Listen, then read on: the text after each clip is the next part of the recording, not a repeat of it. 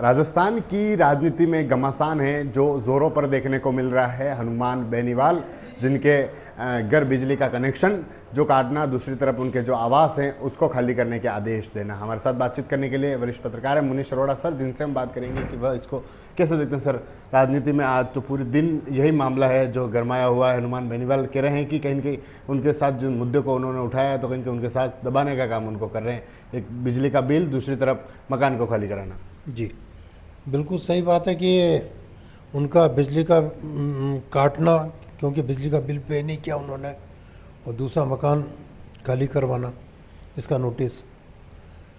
एक सरकारी अधिकारी या एक विधायक जिसको भी सरकारी आवास मिलता है, वो इस शर्त के साथ दिया जाता है कि वो जब तक पोस्ट पे है उसका यूज़ करे, और यूज़ करने के बाद जब वो उस पोस्ट से हट जाए या उसका ट्रांसफ़र हो जाए तो उस जगह को खाली कर दे। जैसे हमारे उदयपुर से कोई अधिकारी यहाँ से ट्रांसफ़र हो गए, जयपुर चले गए, तो ये उनका फ़र्ज़ है कि वो अपने मकानों को खाली करें, क्योंकि मकान जो होते हैं वो सरकार के कार्मिक विभाग के अंतर्गत आते हैं। आप ये नहीं कह सकते कि वो उनको ज़िंदगी भर के लिए मिल गया। विधायकों का भी जब तक आप विधायक रहेंगे उस सुविधा का उपयोग करेंगे, मंत्री हैं तब तक मंत्री आवास का उपयोग करेंगे। मगर जब आप न विधायक हैं न मंत्री हैं राजस्थान सरकार में, तो विधायक कोटे के मकान पर कब्जा करना उन विधायकों के साथ नाइंसाफ़ी है जो कि वर्तमान में विधायक है, क्योंकि ईयर मार्क मकान होते हैं। तो ये कहना कि, और फिर सबसे बड़ी बात है बिजली का बिल, चाहे विधायक हो, चाहे सांसद हो, चाहे मंत्री हो, चाहे मुख्यमंत्री हो, वो आप सेवा ले रहे हैं तो सेवा का बिल आपको पे करना पड़ेगा। अगर आप सेवा का बिल नहीं पे करते तो बिजली विभाग कोई अधिकार है कि वो उसमें कटौती करे और उसको काट दें। तो इसमें कोई नाइंसाफ़ी वाली बात या ये कहना कि मैंने मुद्दे उठाए इसलिए उठाया, तो ये तो मुझे लगता है कि तर्कहीन बात है। जब आपकी ये रिस्पॉन्सिबिलिटी थी कि आप हर महीने उस बिजली का बिल दें, ये आपकी नैतिक जिम्मेदारी है।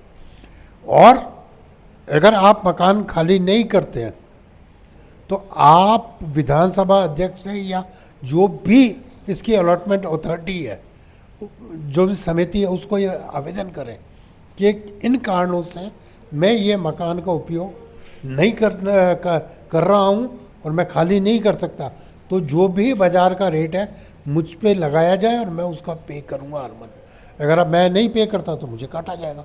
इसमें राजनीति की तो कोई बात है नहीं।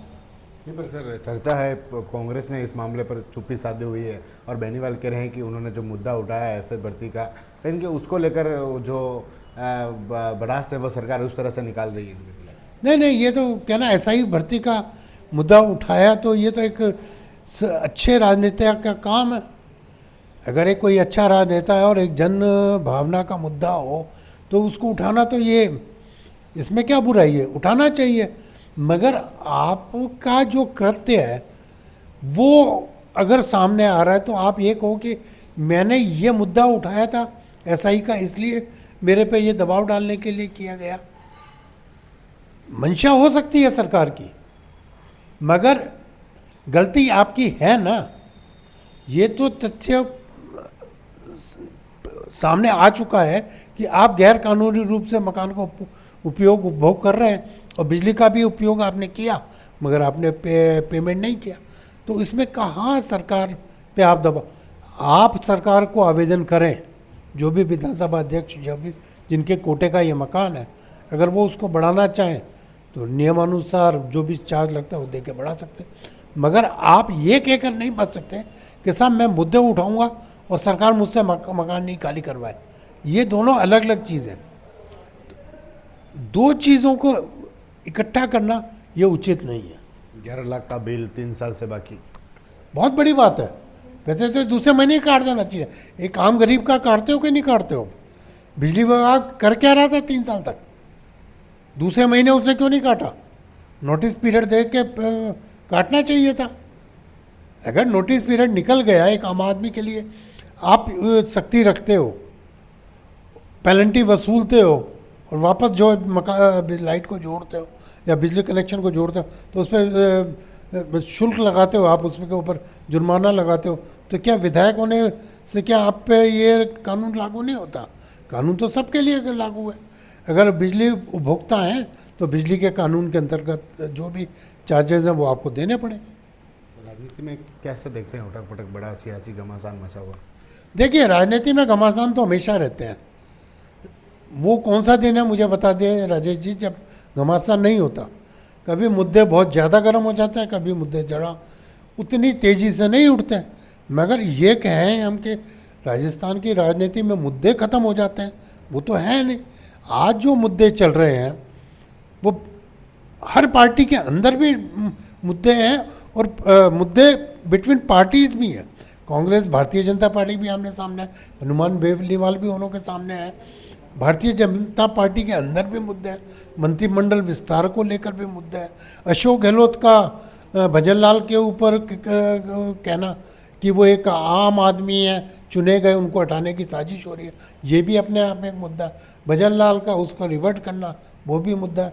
गोविंद सिंह डोटासरा ने जो आज कहा कि जनता के राज में दुखी होंगे, आज कहा उन्होंने उदयपुर के अंदर कि भजन लाल की सरकार में 5 साल में जनता बहुत ज़्यादा दुखी हो गई। इट मीन्स कि सरकार काम नहीं कर रही। तो कटाक्ष तो भजन लाल ने भी, क्या भजन लाल के ऊपर भी गोविंद सिंह डोटासरा का बहुत भारी कटाक्ष है, छोटा कटाक्ष नहीं है। तो राजनीति में मुद्दे तो लगातार चलेंगे और जैसे जैसे जाति गणना जनगणना का मुद्दा अब सामने आएगा तो राजनीति और पनपेगी, राजनीति उसके कटाक्ष भी होंगे। बिहार के चुनाव है, यूपी के चुनाव है, वहाँ अलग राजनीति है। भारत पाकिस्तान का युद्ध जो हुआ उसकी एक अलग राजनीति है। तो राजनीति तो राजेश जी चलती रहेगी।